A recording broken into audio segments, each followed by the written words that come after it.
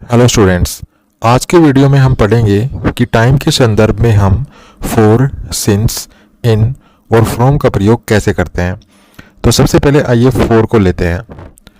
तो फॉर का प्रयोग जब हम टाइम के संदर्भ में करते हैं तो फॉर का प्रयोग ड्यूरेशन बताने के लिए किया जाता है।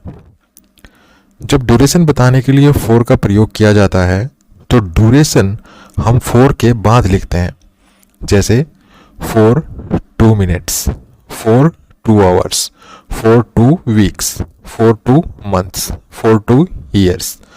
तो इस तरह से यहाँ पर देखिए फॉर और फॉर के बाद यहाँ पर ये ड्यूरेशंस लिखी हुई हैं। अगर हम फॉर 2 मिनट्स लिखते हैं तो 2 मिनट्स एक ड्यूरेशन है। अगर हम लिखते हैं 2 आवर्स तो 2 आवर्स जो है ये एक ड्यूरेशन हो जाती है। इसी प्रकार से अगर हम लिखते हैं फॉर 2 वीक्स तो ये जो 2 वीक्स है ये भी एक ड्यूरेशन है। तो इस तरह से जब भी हम फॉर का प्रयोग ड्यूरेशन बताने के लिए करेंगे तो फॉर के बाद उस ड्यूरेशन को हम लिखते हैं और इस तरह से हम फॉर का प्रयोग टाइम के संदर्भ में कर रहे होते हैं। फॉर का प्रयोग इस प्रकार ड्यूरेशन के साथ यह बताने के लिए किया जाता है कि कोई कार्य या कोई स्थिति कितने समय तक चलती है या चलेगी। जब हम फॉर का प्रयोग टाइम के संदर्भ में ड्यूरेशन के साथ करते हैं तो फॉर के बाद जो ड्यूरेशन हम यूज करते हैं तो इसका प्रयोग कई स्थितियों में किया जाता है। कई सिचुएशंस में हम ऐसा करते हैं। सबसे पहले सिचुएशन है कि फॉर के बाद जब हम ड्यूरेशन लिखेंगे तो वो ड्यूरेशन प्रेजेंट तक की ड्यूरेशन हो सकती है। अर्थात अगर हमें प्रेजेंट तक की ड्यूरेशन बतानी हो तो हम फॉर के बाद वो ड्यूरेशन लिखते हैं। जैसे अगर मैं एग्जाम्पल लूँ, वे 2 घंटे से खेल रहे हैं। तो अगर मैं ऐसा कहता हूँ कि वो 2 घंटे से खेल रहे हैं तो ये जो 2 घंटे हैं ये पास्ट से प्रेजेंट तक की ड्यूरेशन हुई। तो इस प्रकार जब हम इसको इंग्लिश में लिखेंगे तो हम इस सेंटेंस को ऐसे लिखेंगे, they have been playing for 2 hours. तो यहाँ पर देखिए फॉर का प्रयोग किया गया है और फॉर के बाद हमने यहाँ पर 2 आवर्स लिखा जो कि प्रेजेंट तक की ड्यूरेशन है। तो इस प्रकार से जब हम फॉर का प्रयोग टाइम के संदर्भ में ड्यूरेशन के साथ करते हैं तो हम इसका प्रयोग प्रेजेंट तक की ड्यूरेशन बताने के लिए करते हैं। तो इस प्रकार फॉर के बाद जो ये ड्यूरेशन लिखी हुई है 2 आवर्स ये प्रेजेंट तक की ड्यूरेशन है। जब हम पास्ट से प्रेजेंट तक की ड्यूरेशन को फॉर के बाद लिखते हैं तो हम प्रेजेंट परफेक्ट या प्रेजेंट परफेक्ट कॉन्टिन्यूअस टेंस का प्रयोग करते हैं। मैंने क्या कहा कि जब हम पास्ट से प्रेजेंट तक की ड्यूरेशन लिखते हैं फॉर के बाद तो उस सेंटेंस को हम 2 टेंसेस में लिख सकते हैं। मतलब वो सेंटेंस 2 टेंसेस में हो सकता है। एक तो प्रेजेंट परफेक्ट और दूसरा present perfect continuous. Present perfect continuous, ठीक है। तो जब भी किसी सेंटेंस में फॉर के बाद प्रेजेंट तक की ड्यूरेशन हम लिखते हैं तो वो सेंटेंस या तो प्रेजेंट परफेक्ट में लिखेंगे हम या प्रेजेंट परफेक्ट कॉन्टिन्यूअस में। लेकिन ऐसा नहीं है कि हम प्रेजेंट परफेक्ट या प्रेजेंट परफेक्ट कॉन्टिन्यूअस में से किसी भी टेंस में लिख दें, ऐसा नहीं हो सकता है, ठीक है। तो अब हम ये कैसे देखेंगे कि हमारा सेंटेंस प्रेजेंट परफेक्ट में होगा या प्रेजेंट परफेक्ट कॉन्टिन्यूअस में होगा। तो इसके लिए हम वो वर्ब देखेंगे जो हम उस सेंटेंस में यूज कर रहे हैं। अगर उस वाक्य में हम जो वर्ब यूज कर रहे हैं वो अगर नॉन एक्शन वर्ब है, कैसी वर्ब है? नॉन एक्शन वर्ब, तो हम प्रेजेंट परफेक्ट टेंस का यूज करेंगे, ठीक है। नॉन एक्शन कह सकते हैं या नॉन कॉन्टिन्यूअस कह सकते हैं, ठीक है, या स्टेटिव वर्ब भी आप कह सकते हैं। तो अगर हम उस सेंटेंस में नॉन एक्शन वर्ब यूज कर रहे हैं तो हम उस सेंटेंस को प्रेजेंट परफेक्ट टेंस में लिखेंगे। लेकिन अगर हम उस सेंटेंस में एक्शन वर्ब लिख रहे हैं, एक्शन वर्ब या हम कह सकते हैं कॉन्टिन्यूअस वर्ब, ठीक है, तो उस सेंटेंस को हम फिर प्रेजेंट परफेक्ट कॉन्टिन्यूअस टेंस में लिख सकते हैं। इसके लिए आप ये 2 एग्जाम्पल्स देखिए। जैसे फर्स्ट एग्जाम्पल है, they have been revising their lessons for 20 minutes और सेकंड एग्जाम्पल है, he has been a teacher for 10 years. अब यहाँ पर देखिए फॉर के बाद ये 20 मिनट्स लिखा हुआ है जो कि ड्यूरेशन है और यहाँ पर सेकंड एग्जांपल में भी 4 के बाद 10 इयर्स लिखा हुआ है। ये 10 इयर्स जो है ये एक ड्यूरेशन है, तो इस प्रकार हमने यहाँ पर 4 के बाद ड्यूरेशन का यूज़ किया है। तो यहाँ पर ये जो ड्यूरेशन है ये प्रेजेंट तक की ड्यूरेशन है, ठीक है, इस चीज़ को आपको ध्यान रखना है। तो यहाँ पर हम अगर 4 के बाद प्रेजेंट तक की ड्यूरेशन लिख रहे हैं तो हमारे सेंटेंस 2 टेंसेस में ही हो सकते हैं। किन किन 2 टेंसेस में? एक तो प्रेजेंट परफेक्ट, ठीक है, प्रेजेंट परफेक्ट, और एक हो सकता है present perfect continuous, present perfect continuous. अब हम कैसे यूज करेंगे इनको, ठीक है, अब हम इनको कैसे यूज करेंगे, कब हम प्रेजेंट परफेक्ट यूज करेंगे और कब हम present perfect continuous tense use करेंगे, तो इसके लिए मैंने आपको बता दिया। अगर हमारी वर्ब एक्शन वर्ब है, ठीक है, एक्शन वर्ब है, तो हम यूज करेंगे present perfect continuous action verb. लेकिन अगर हमारी वर्ब नॉन एक्शन है तो हम यूज करेंगे प्रेजेंट परफेक्ट। तो यहाँ पर देखिए 4 के बाद ड्यूरेशन लिखी हुई है, यहाँ पर भी 4 के बाद ड्यूरेशन लिखी हुई है। तो हमारा जो टेंस है वो यहाँ पर है, ये हैव बीन रिवाइजिंग, और यहाँ पर हमारा टेंस है हैज़ बीन। तो क्योंकि यहाँ पर जो रिवाइज वर्ब है ये एक एक्शन वर्ब है, ठीक है, रिवाइज एक एक्शन वर्ब है, तो इस वर्ब को यहाँ पर प्रेजेंट परफेक्ट कॉन्टिन्यूस टेंस में लिखा हुआ है, ठीक है। यहाँ पर हमने कौन सा टेंस यूज किया है? Present perfect continuous. और यहाँ पर देखिए he has been a teacher, तो यहाँ पर ये जो बी वर्ब है ये एक नॉन एक्शन वर्ब है, नॉन एक्शन वर्ब होने की वजह से यहाँ पर हमने प्रेजेंट परफेक्ट टेंस यूज किया है। प्रेजेंट परफेक्ट टेंस में ये हैज जो है ये एक हेल्पिंग वर्ब है, और ये जो बीन है ये मेन वर्ब है, और मेन वर्ब की थर्ड फॉर्म है, ठीक है। मेन वर्ब क्या है? बी। अब बी की फॉर्म कैसे चलती है? बी वॉज या वर, ठीक है, और थर्ड फॉर्म क्या होती है? बीन। तो यहाँ पर ये बीन जो है ये वर्ब की थर्ड फॉर्म है, और इसके साथ ये हेल्पिंग वर्ब है, तो यहाँ पर ये कौन सा टेंस बन गया? प्रेजेंट परफेक्ट, ठीक है। तो जब हम 4 के बाद, पहली बात तो ध्यान रखना है कि 4 का प्रयोग जब हम टाइम के रेफरेंस में करते हैं, और 4 के बाद हम जब टाइम के रेफरेंस में 4 का यूज़ करेंगे तो 4 के बाद हम ड्यूरेशन यूज करते हैं, ठीक है, ड्यूरेशन ऑफ टाइम।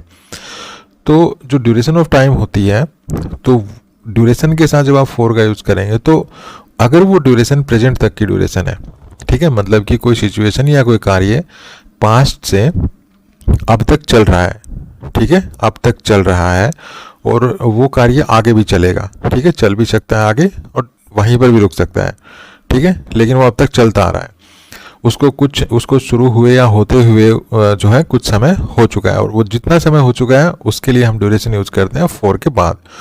तो इस तरह से पास्ट से प्रेजेंट तक की ड्यूरेशन हम बताते हैं तो उसको हम 4 के बाद लिखते हैं, और इस तरह से जब 4 के बाद जब हम प्रेजेंट तक की ड्यूरेशन लिखते हैं तो वो सेंटेंस जब हम लिखेंगे उसके लिए तो हम 2 टेंस यूज कर सकते हैं, एक तो प्रेजेंट परफेक्ट, एक प्रेजेंट परफेक्ट कॉन्टिन्यूस।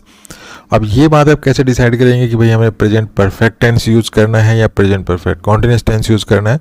तो इसके लिए आपको उस सेंटेंस में आपको वर्ब देखनी है, ठीक है, क्या देखनी है? वर्ब। अब वर्ब में क्या देखना है? वर्ब में आपको एक्शन वर्ब या नॉन एक्शन वर्ब देखनी है। अगर वो वर्ब, मतलब जिस सेंटेंस में आप 4 प्लस ड्यूरेशन यूज कर रहे हैं, प्रेजेंट तक की ड्यूरेशन है वो, अगर उस सेंटेंस में आपकी वर्ब एक एक्शन वर्ब है तो आप present perfect continuous tense use करेंगे। जैसे यहाँ पर रिवाइजिंग वर्ब एक एक्शन वर्ब है, तो यहाँ पर मैंने present perfect continuous tense use किया, हैज़ बीन रिवाइजिंग। लेकिन अगर आपकी वर्ब एक नॉन एक्शन वर्ब है तो आप प्रेजेंट परफेक्ट टेंस यूज करेंगे, ठीक है। जैसे यहाँ पर मेरी जो बी वर्ब है ये एक नॉन एक्शन वर्ब है, तो मैंने यहाँ पर प्रेजेंट परफेक्ट टेंस यूज किया है। उसके बाद एक इम्पोर्टेंट पॉइंट है कि अगर आप जिस सेंटेंस में 4 प्लस ड्यूरेशन यूज कर रहे हैं और वो ड्यूरेशन अगर प्रेजेंट तक की ड्यूरेशन है, और अगर आप उस सेंटेंस में इन 4 वर्ब्स में से कोई एक वर्ब यूज कर रहे हैं, फर्स्ट वर्ब है लिव, उसके बाद है टीच, उसके बाद है वर्क और स्टडी, ठीक है। इन 4 वर्ब्स में से अगर आप कोई वर्ब यूज कर रहे हैं उस सेंटेंस में, जिस सेंटेंस में आप 4 के बाद प्रेजेंट तक की ड्यूरेशन लिख रहे हैं, तो उस सेंटेंस को आप दोनों में से किसी भी टेंसेस में लिख सकते हैं, ठीक है। चाहे तो आप उस सेंटेंस को प्रेजेंट परफेक्ट में लिख सकते हैं, चाहे आप उस सेंटेंस को प्रेजेंट परफेक्ट कॉन्टिन्यूस टेंस में लिख सकते हैं। जैसे अगर मैं एग्जाम्पल लिखता हूँ I have lived in this house for 2 years। ठीक है, मैंने एक एग्जाम्पल लिखा I have lived in this house for 2 years। और दूसरा एग्जाम्पल मैं लिखता हूँ I have been living in this house for 2 years। तो यहाँ पर आप देख रहे हैं मैंने यहाँ पे 4 के बाद एक पीरियड ऑफ टाइम लिखा है 2 years, मतलब ये ड्यूरेशन है। और यहाँ पर मैंने 4 के बाद ये ड्यूरेशन लिखी है फॉर 2 years। ठीक है, तो दोनों ही सेंटेंसेस में 4 के बाद मैंने ड्यूरेशन लिखी है और ये ड्यूरेशन प्रेजेंट तक की ड्यूरेशन है। और यहाँ पर मैंने देखिए ये टेंस यूज़ किया यहाँ पर, और यहाँ पर मैंने ये टेंस यूज़ किया। ठीक है, तो यहाँ पर भी लिव वर्ब है और यहाँ पर भी लिव वर्ब है। ठीक है, और लिव वर्ब मैंने यहाँ पर भी लिखी है। ठीक है, तो मैंने क्या कहा है कि अगर ये 4 वर्ब्स में से कोई एक वर्ब है लिव, ठीक है, दूसरी वर्ब क्या है टीच, तीसरी वर्ब क्या है वर्क, और चौथी वर्ब क्या है स्टडी। तो अगर आप इन 4 वर्ब्स में से अगर कोई वर्ब यूज़ कर रहे हैं तो उस वर्ब को आप प्रेजेंट परफेक्ट में भी लिख सकते हैं और प्रेजेंट परफेक्ट कॉन्टिन्यूअस में भी लिख सकते हैं। तो यहाँ पर मैंने प्रेजेंट परफेक्ट टेंस यूज़ किया है, तो ये सेंटेंस सही है। और यहाँ पर अगर आप इसको प्रेजेंट परफेक्ट कॉन्टिन्यूअस में लिखते हैं तो भी ये सेंटेंस सही है। ठीक है, दोनों सेंटेंसेस के मीनिंग में कोई डिफरेंस नहीं है, दोनों ही सेंटेंसेस जो हैं वो सेम मीनिंग कन्वे कर रहे हैं। जो मीनिंग इस सेंटेंस का है वही मीनिंग इस सेंटेंस का है। ठीक है, तो there is no difference between the meaning of these 2 sentences. तो अगर आप इन 4 वर्ब्स में से कोई वर्ब यूज कर रहे हैं तो you can use either of the 2 tenses. 2 tenses कौन से हैं, प्रेजेंट परफेक्ट और प्रेजेंट परफेक्ट कॉन्टिन्यूअस। उसके बाद है कि हम फॉर का प्रयोग हम पास्ट की ड्यूरेशन बताने के लिए भी करते हैं। फॉर के बाद जब हम पास्ट की ड्यूरेशन लिखते हैं तो वो ड्यूरेशन निश्चित या अनिश्चित दोनों ड्यूरेशंस में से कोई भी हो सकती है। मतलब 4 प्लस ड्यूरेशन का प्रयोग हम पास्ट की निश्चित या अनिश्चित ड्यूरेशन बताने के लिए भी करते हैं। अगर किसी वाक्य में 4 प्लस ड्यूरेशन का प्रयोग अनिश्चित ड्यूरेशन के बारे में बताने के लिए किया गया है तो उस वाक्य को हम पास्ट इंडेफिनिट टेंस में लिखते हैं। ठीक है, एक बार फिर से सुन लीजिए। हम फॉर का प्रयोग जब हम करते हैं ड्यूरेशन बताने के लिए, मतलब हम ऐसे समझ सकते हैं कि फॉर का प्रयोग जब हम टाइम के रेफरेंस में करते हैं तो फॉर के बाद हम ड्यूरेशन का प्रयोग करते हैं। ड्यूरेशन, अब आपको देखना है कि ये ड्यूरेशन कब की है। तो अभी तक हम पढ़ चुके हैं कि अगर ये ड्यूरेशन प्रेजेंट तक की ड्यूरेशन है तो हम उस सेंटेंस को 2 टेंसेस में लिखते हैं। कौन कौन से 2 टेंसेस में, या तो प्रेजेंट परफेक्ट या प्रेजेंट परफेक्ट कॉन्टिन्यूअस, या तो प्रेजेंट परफेक्ट या प्रेजेंट परफेक्ट कॉन्टिन्यूअस। ठीक है, इन 2 टेंसेस में आप लिख सकते हैं। और आप कौन सा टेंस कब यूज करेंगे ये भी मैं आपको समझा चुका हूं। तो एक बार फिर से सुन लीजिए। अगर आप फॉर का प्रयोग टाइम के रेफरेंस में कर रहे हैं तो उसके बाद आपको ड्यूरेशन लिखनी पड़ेगी, और ये ड्यूरेशन अगर प्रेजेंट तक की ड्यूरेशन है, प्रेजेंट तक की, ठीक है, प्रेजेंट तक की अगर ये ड्यूरेशन है तो उस सेंटेंस में आप प्रेजेंट परफेक्ट टेंस यूज़ कर सकते हैं, प्रेजेंट परफेक्ट कॉन्टिन्यूअस यूज़ कर सकते हैं। अगर हमारी वर्ब उस सेंटेंस में जो वर्ब यूज़ करेंगे वो अगर नॉन एक्शन वर्ब है तो आप प्रेजेंट परफेक्ट टेंस यूज़ करेंगे, अगर वो वर्ब एक्शन वर्ब है तो आप present perfect continuous tense use करेंगे। ठीक है, ये हम पढ़ चुके हैं। लेकिन उसके बाद है कि अगर हम इस 4 प्लस ड्यूरेशन को यूज़ कर रहे हैं और ये ड्यूरेशन हमारी पास्ट की ड्यूरेशन है, पास्ट की, तो ये जो पास्ट की ड्यूरेशन है ये निश्चित भी हो सकती है। ठीक है, ये निश्चित भी हो सकती है और अनिश्चित भी हो सकती है, अनिश्चित। ठीक है, तो निश्चित भी हो सकती है, अनिश्चित भी हो सकती है। लेकिन अगर हमारी ये पास्ट की ड्यूरेशन है, मतलब 4 प्लस ड्यूरेशन, 4 के बाद जो ड्यूरेशन लिख रहे हैं ये पास्ट की ड्यूरेशन है और ये एक अनिश्चित ड्यूरेशन है, तो हम कौन से टेंस का यूज़ करेंगे, तो हम पास्ट इंडेफिनिट टेंस का यूज़ करेंगे। जैसे यहाँ पर ये सेंटेंस देखिए, I worked in this company for 10 years। मान लीजिए कोई कंपनी है मेरे सामने और मैं अपने फ्रेंड के साथ जा रहा हूँ कहीं भी, ठीक है, और मैं अपने फ्रेंड को कहता हूँ भाई मैंने इस कंपनी में 10 साल काम किया, तो यहाँ पर मैं 4 प्लस ड्यूरेशन, ये ड्यूरेशन मैंने लिखी, ये ड्यूरेशन यहाँ पे पास्ट की ड्यूरेशन है, मतलब अब मैं उस कंपनी में काम नहीं कर रहा, ठीक है। मैं कह रहा हूँ कि मैंने इस कंपनी में 10 साल काम किया, अब वो 10 साल पास्ट में कब के हैं मैंने अपने फ्रेंड को नहीं बताया। मान लीजिए ये 2024 है, ठीक है, ये प्रेजेंट की ईयर है 2024 में मैं हूँ और मैं अपने फ्रेंड को कहता हूँ मैंने इस कंपनी में 10 साल काम किया, तो 10 साल मेरे फ्रेंड को भी नहीं पता कि कौन से 10 साल की बात कर रहा हूँ। हो सकता है मैं 1990 से 2000 तक की बात कर रहा हूँ, ठीक है, मैंने अभी ये मेंशन तो नहीं किया। ये ऐसा भी हो सकता है मैं 2004 से 2014 तक की बात कर रहा हूँ, ठीक है, तो ये क्लियर तो नहीं है। तो इसका मतलब ये एक अनिश्चित ड्यूरेशन है, ठीक है। मेरे फ्रेंड को नहीं समझ में आएगा कि मैं किस 10 ईयर्स की बात कर रहा हूँ, तो इसलिए मैं यहाँ पर पास्ट इंडेफिनिट टेंस यूज़ करूँगा। यहाँ पर देखिए मैंने यहाँ पे पास्ट इंडेफिनिट टेंस यूज़ किया है, ठीक है। तो आई होप आप इस चीज़ को समझ गए होंगे कि अगर आप 4 के बाद ड्यूरेशन लिखते हैं और अगर वो ड्यूरेशन प्रेजेंट तक की ड्यूरेशन है तो आप प्रेजेंट परफेक्ट टेंस यूज़ कर सकते हैं, present perfect continuous tense use कर सकते हैं। आपको कब कौन सा टेंस यूज़ करना है ये मैं ऑलरेडी एक्सप्लेन कर चुका हूँ।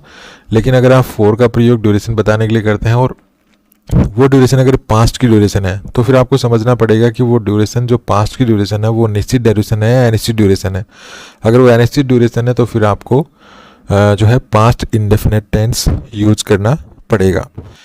लेकिन अगर आप 4 के बाद ड्यूरेशन लिख रहे हैं और वो ड्यूरेशन पास्ट की है और वो पास्ट की निश्चित ड्यूरेशन है, मतलब अगर आप 4 प्लस ड्यूरेशन का प्रयोग कर रहे हैं, 4 प्लस ड्यूरेशन का प्रयोग आप कर रहे हैं और ये जो 4 प्लस ड्यूरेशन है ये एक निश्चित ड्यूरेशन को रेफर कर रहा है, ठीक है, निश्चित ड्यूरेशन को रेफर कर रहा है, तो उस वाक्य को आप पास्ट परफेक्ट या पास्ट परफेक्ट कॉन्टिन्यूअस टेंस में लिख सकते हैं, ठीक है। पास्ट परफेक्ट और past perfect continuous, past perfect और पास्ट परफेक्ट कॉन्टिन्यूअस, ठीक है। तो अगर आप 4 के बाद ड्यूरेशन लिख रहे हैं और वो ड्यूरेशन अगर पास्ट की ड्यूरेशन है और पास्ट की वो जो है निश्चित ड्यूरेशन है, तो आप जो है 2 टेंस यूज़ करेंगे उस सेंटेंस में, या तो पास्ट परफेक्ट या पास्ट परफेक्ट कॉन्टिन्यूअस। यहाँ पर भी जो रूल है वो पास्ट, मतलब आप कौन सा टेंस यूज़ करेंगे भाई, पास्ट परफेक्ट या पास्ट परफेक्ट कॉन्टिन्यूअस, तो इसके लिए भी वही बात है जो आपने यहाँ पे पढ़ी थी प्रेजेंट परफेक्ट और प्रेजेंट परफेक्ट कॉन्टिन्यूअस वाले में। तो अगर आपकी वर्ब एक्शन वर्ब है तो आप past perfect continuous tense use करेंगे, लेकिन अगर आपकी वर्ब नॉन एक्शन वर्ब है तो पास्ट परफेक्ट टेंस यूज़ करेंगे। लेकिन अब सवाल ये उठता है कि आप ये कैसे पहचानेंगे कि ये पास्ट की निश्चित ड्यूरेशन है या अनिश्चित ड्यूरेशन है। तो अनिश्चित ड्यूरेशन तो मैं आपको समझा चुका हूँ, ठीक है, यहाँ पर मैंने आपको समझा दिया है कि पास्ट की अनिश्चित ड्यूरेशन कैसे होगी। अगर मैं यहाँ पे 4 10 ईयर्स लिख रहा हूँ तो ये 10 ईयर्स कौन से हैं ये मुझे नहीं पता है, ठीक है, कौन से 10 ईयर्स हैं मुझे नहीं पता है। सिर्फ मैंने इतना कहा है कि मैं इस कंपनी में 10 साल से या 10 साल तक मैंने काम किया, ठीक है, मैंने इस कंपनी में 10 साल तक काम किया। मैंने अपने फ्रेंड को ये मेंशन नहीं किया कि वो 10 साल कौन से हैं।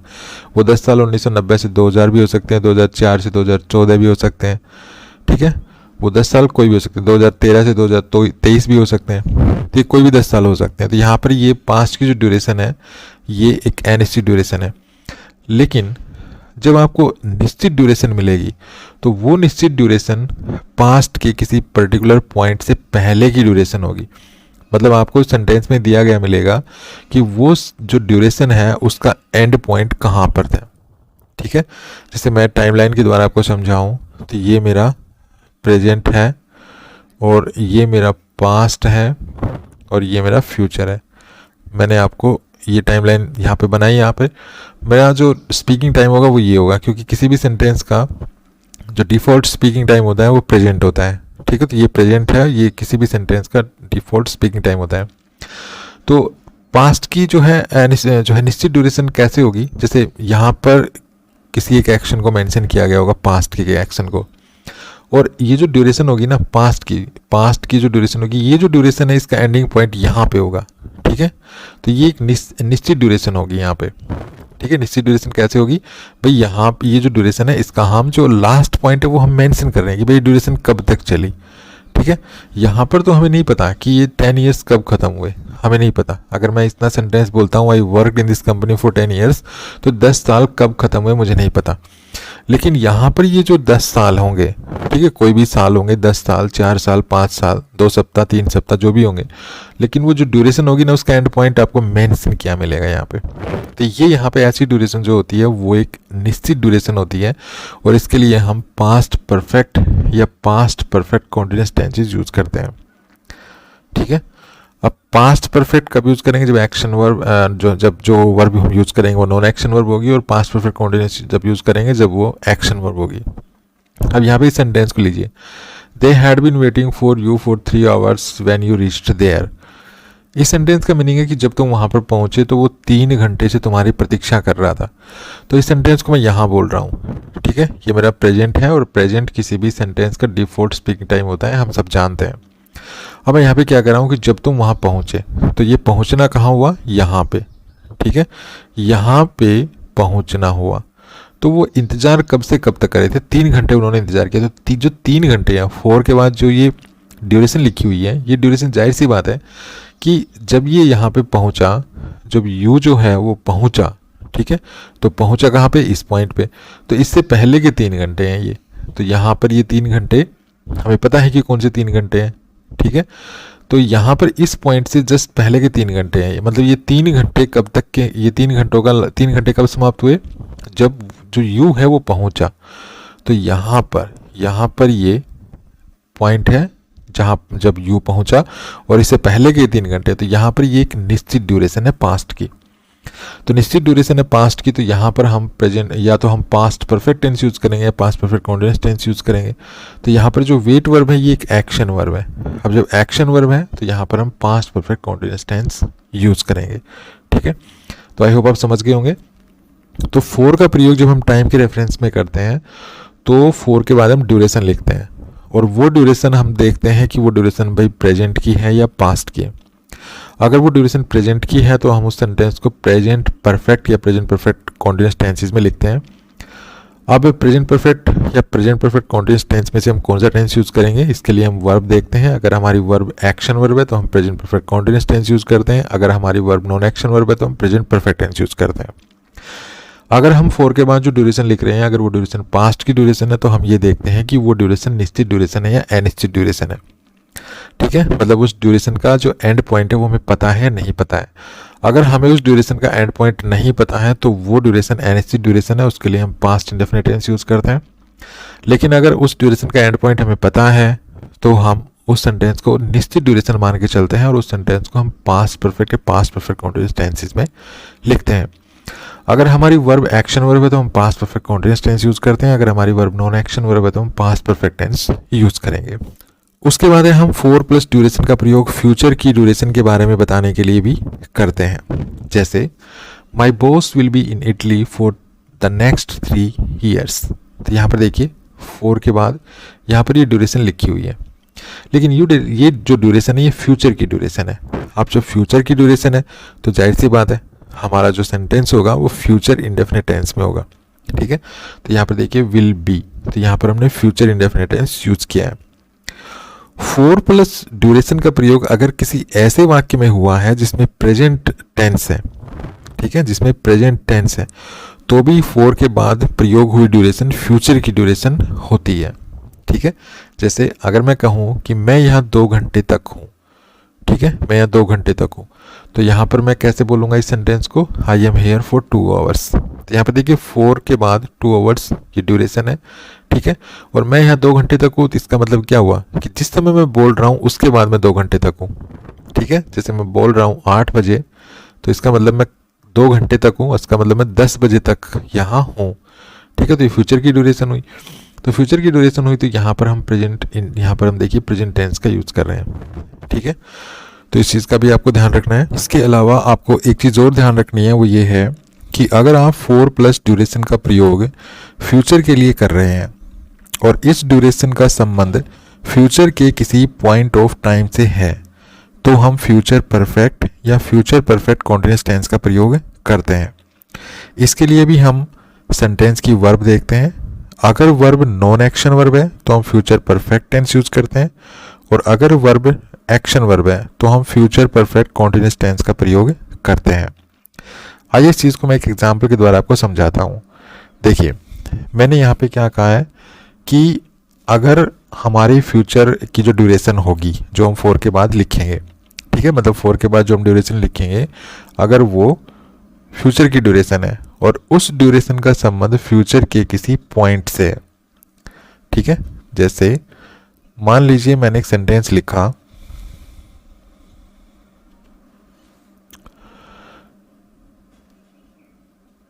जब तुम वहां पहुंचोगे, जब तुम वहां पहुंचोगे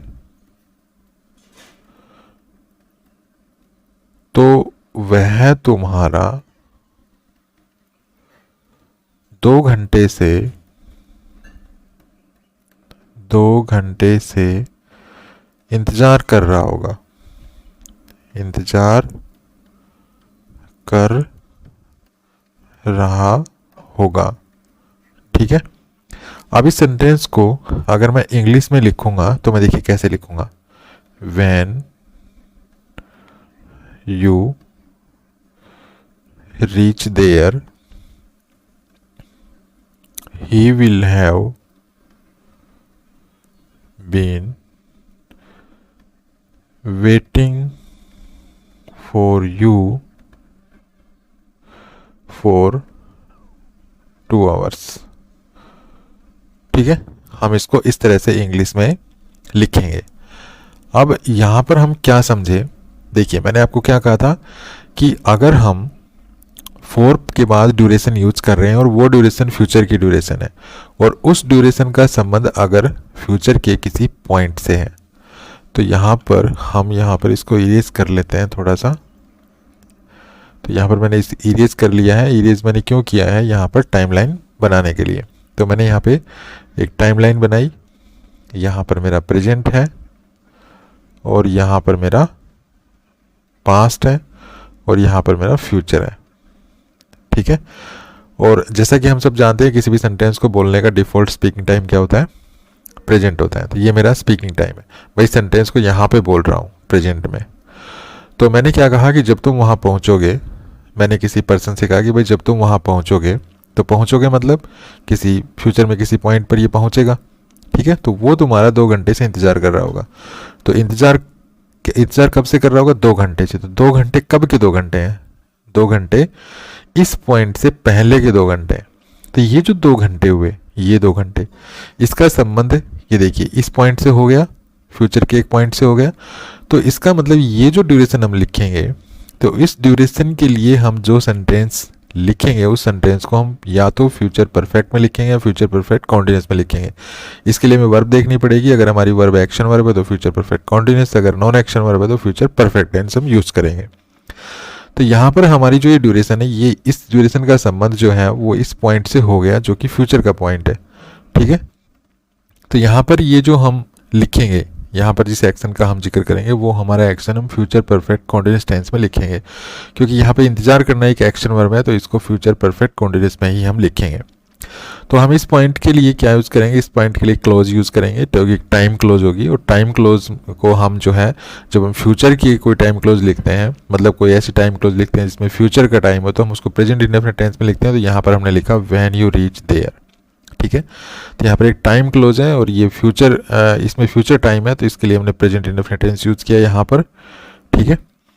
तो इसके बाद हमने इस टाइम को हमने मेंशन करने के बाद देखिए हमारा सेंटेंस ये है, he will have been waiting for you for 2 hours. तो यहाँ पे देखिए 4 के बाद 2 आवर्स लिखा हुआ है, और ये जो 2 आवर्स हैं ये फ्यूचर की ड्यूरेशन है, मतलब ये फ्यूचर के 2 आवर्स हैं। तो यहाँ पर इस सेंटेंस को हमने देखिए विल हैव बीन वेटिंग, इसके लिए हमने future perfect continuous tense use किया है। तो इस तरह से अगर आप 4 के बाद ड्यूरेशन लिख रहे हैं और वो ड्यूरेशन अगर फ्यूचर की ड्यूरेशन है और उस ड्यूरेशन का संबंध अगर फ्यूचर के किसी पॉइंट से है, तो आप उस सेंटेंस को फ्यूचर परफेक्ट कॉन्टिन्यूस टेंस में लिखेंगे। आई होप आप इस चीज़ को समझ गए होंगे। उसके बाद है कि अगर हम प्रेजेंट तक की ड्यूरेशन बता रहे हैं तो प्रेजेंट तक की ड्यूरेशन बताने के लिए हम फोर का ही प्रयोग नहीं करते हैं बल्कि सिंस का प्रयोग भी करते हैं। ठीक है, मैंने क्या कहा है कि हम अगर हमें प्रेजेंट तक की ड्यूरेशन बतानी हो तो हम फोर का प्रयोग भी करते हैं और हम सिंस का प्रयोग भी करते हैं। अगर हम ड्यूरेशन को एक पीरियड में लिख रहे हैं, अगर हम ड्यूरेशन को एक पीरियड में लिख रहे हैं, पीरियड, तो हम फोर का प्रयोग करते हैं। लेकिन अगर हम ड्यूरेशन के लिए कोई पॉइंट यूज कर रहे हैं, पॉइंट मतलब पास्ट का पॉइंट, जब वो एक्शन या कोई सिचुएशन शुरू हुई थी, ठीक है, तो उस शुरू होने का जो टाइम है वो पॉइंट हम अगर यूज करते हैं, उस टाइम के लिए अगर हम कोई पॉइंट यूज करते हैं टाइम का, तो हम सिंस यूज करते हैं। और इस तरह से जब हम ड्यूरेशन बताने के लिए फोर या सिंस का प्रयोग करते हैं तो उस सेंटेंस को हम या तो प्रेजेंट परफेक्ट में लिखते हैं या प्रेजेंट परफेक्ट कॉन्टिन्यूस में लिखते हैं। ठीक है, अगर हमारे सेंटेंस में अगर एक्शन वर्ब है तो हम present perfect continuous tense use करते हैं। अगर हमारी वर्ब नॉन एक्शन वर्ब है तो हम जो है प्रेजेंट परफेक्ट टेंस यूज़ करते हैं। लेकिन क्या होता है कि जब हम इस तरह से प्रेजेंट तक की ड्यूरेशन बताने के लिए जब फोर का प्रयोग करते हैं और सिंस का प्रयोग करते हैं तो इनका प्रयोग जो है वो समान नहीं होता है, मतलब समान रूप से हम इनको यूज नहीं करते हैं। इनके प्रयोग में एक अंतर होता है, डिफरेंस होता है। अंतर ये होता है कि फोर के बाद, जैसा कि मैंने बताया, फोर के बाद हम पीरियड ऑफ टाइम यूज करते हैं, पीरियड ऑफ टाइम। लेकिन सिंस के बाद हम पॉइंट ऑफ टाइम यूज करते हैं। और ये पॉइंट ऑफ टाइम क्या होता है? ये पॉइंट ऑफ टाइम वो पॉइंट होता है टाइम का जब कोई सिचुएशन या कोई एक्शन शुरू हुआ था। तो इस चीज़ को समझने के लिए हम कुछ एग्जाम्पल्स लेते हैं। तो फर्स्ट एग्जाम्पल है I have known her since 1980 और सेकंड एग्जाम्पल है I have known her for 3 years। तो यहाँ पर देखिए, यहाँ पर सिंस के बाद 1980 लिखा हुआ है, यहाँ पे 4 के बाद 3 years लिखा हुआ है। तो सबसे पहले तो आपको ये समझना है कि यहाँ पर देखिए 4 के बाद जो 3 years लिखा हुआ है ये पीरियड ऑफ टाइम है, ठीक है, पीरियड ऑफ टाइम है। लेकिन यहाँ पर जो सिंस के बाद 1980 लिखा हुआ है ये एक पॉइंट ऑफ टाइम है, यहाँ पर ये पॉइंट ऑफ टाइम है, पॉइंट ऑफ टाइम। यहाँ पर जो 3 years है ये पीरियड ऑफ टाइम है।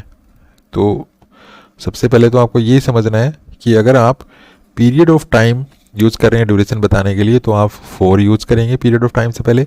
लेकिन अगर आप ड्यूरेशन बताने के लिए पॉइंट यूज़ कर रहे हैं, वो पॉइंट जिस समय कोई एक्शन या सिचुएशन शुरू हुई थी, तो उसके लिए आप सिंस यूज़ करेंगे। जैसे यहाँ पर मैं कह रहा हूँ कि I have known her since 1980, मतलब मैं उसको 1980 से जानता हूँ। मतलब ये जानना शुरू कब हुआ था, ठीक है, ये सिचुएशन शुरू कब हुई थी 1980 में। तो ये एक जो पॉइंट है ये सिचुएशन का स्टार्टिंग पॉइंट है। तो जब हम किसी एक्शन या किसी सिचुएशन का स्टार्टिंग पॉइंट लिखते हैं तो उसके लिए हम सिंस यूज़ करते हैं। लेकिन अगर हम पीरियड ऑफ टाइम यूज़ करते हैं, मतलब पीरियड लिखते हैं उस किसी भी ड्यूरेशन को बताने के लिए कि भाई वो जो सिचुएशन है या कोई एक्शन वो कितने समय तक एग्जिस्ट किया, उसने वो चलता रहा, ठीक है, तो इसके लिए हम 4 यूज़ करते हैं। तो ये डिफरेंस होता है सिंस और 4 में। बस आप प्रेजेंट तक की ड्यूरेशन बताने के लिए आप सिंस भी यूज़ कर सकते हैं, 4 भी यूज़ कर सकते हैं, ठीक है। सिंस आपको स्टार्टिंग पॉइंट बताने के लिए यूज़ करना है और 4 आप पीरियड ऑफ टाइम, मतलब पूरी जो ड्यूरेशन है, पूरी जो स्टार्टिंग से और प्रेजेंट तक की जो ड्यूरेशन है वो अगर आप बताएंगे तो आप 4 यूज़ करेंगे, ठीक है। जैसे अगर मैं एक एग्जांपल लिखता हूँ, ही हैज़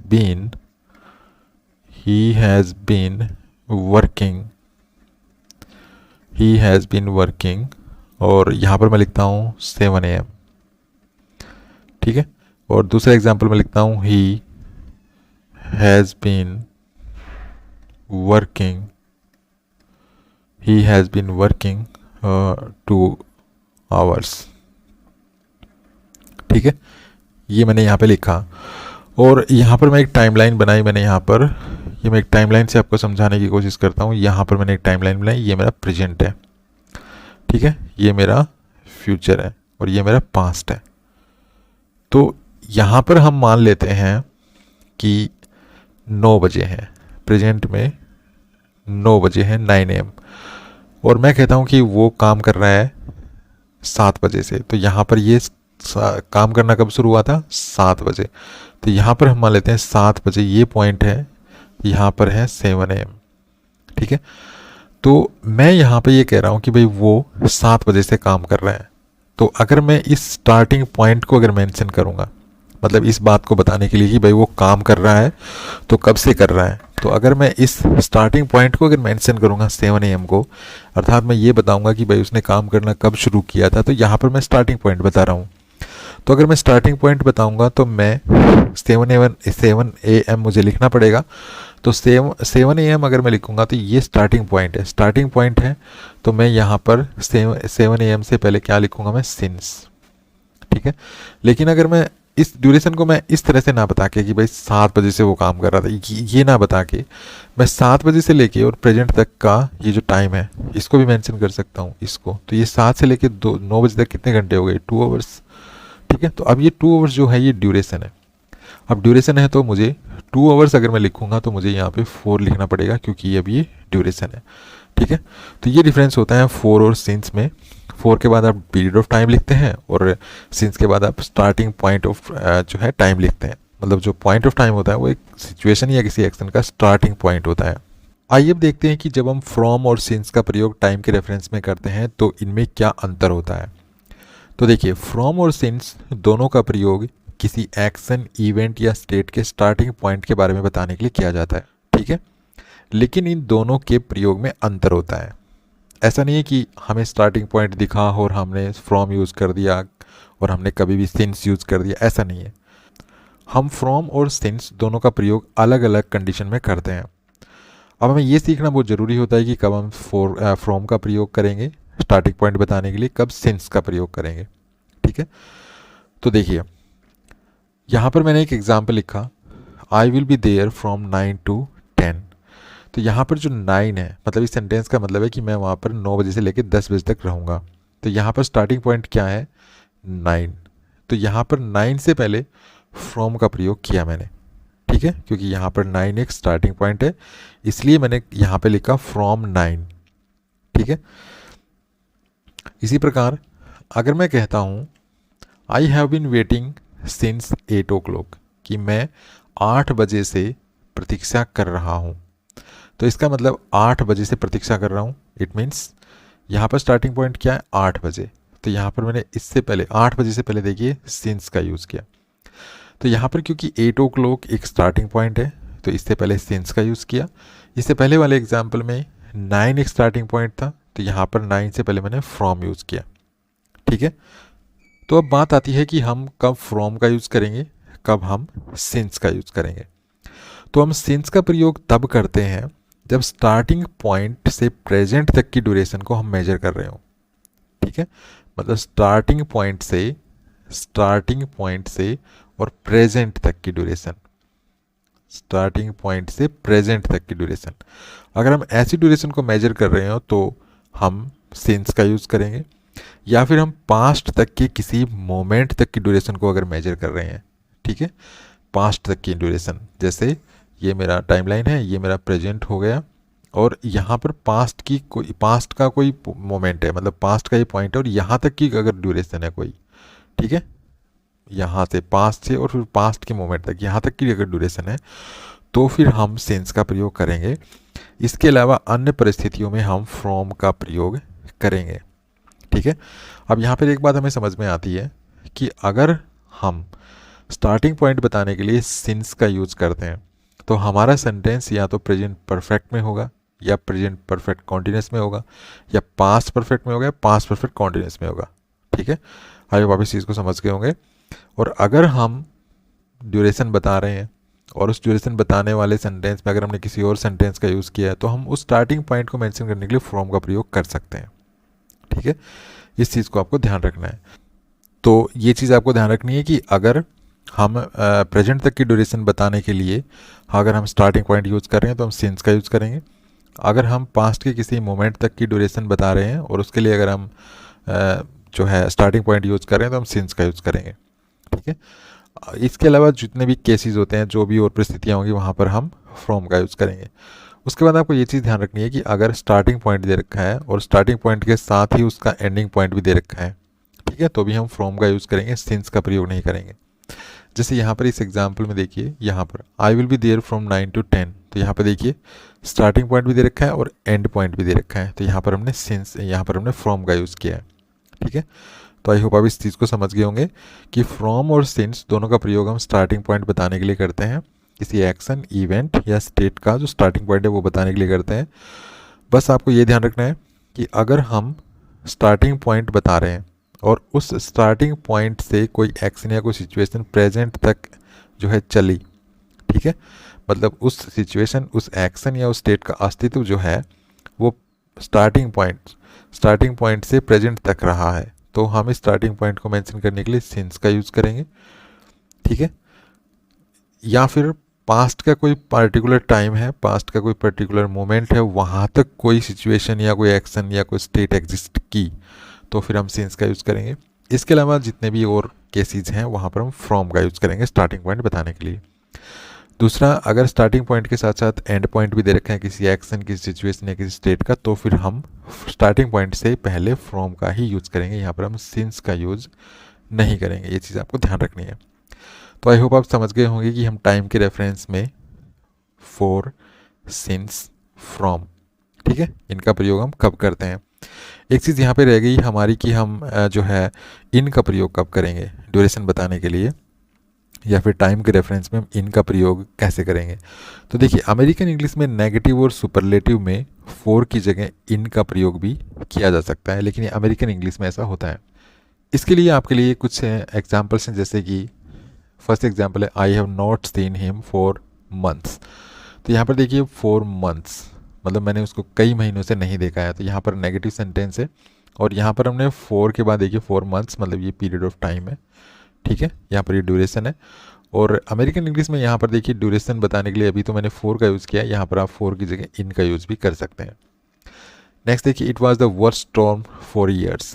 तो यहाँ पर देखिए सुपरलेटिव डिग्री है और यहाँ पर ये ड्यूरेशन है 4 के बाद।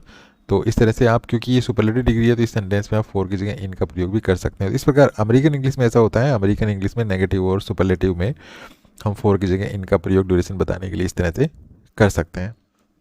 तो आई होप आपको ये वीडियो पसंद आया होगा। अगर ये वीडियो आपको पसंद आया तो प्लीज़ को लाइक कीजिए, शेयर कीजिए, चैनल को सब्सक्राइब करना ना बोले। Thanks for watching this video. Happy learning. Bye bye.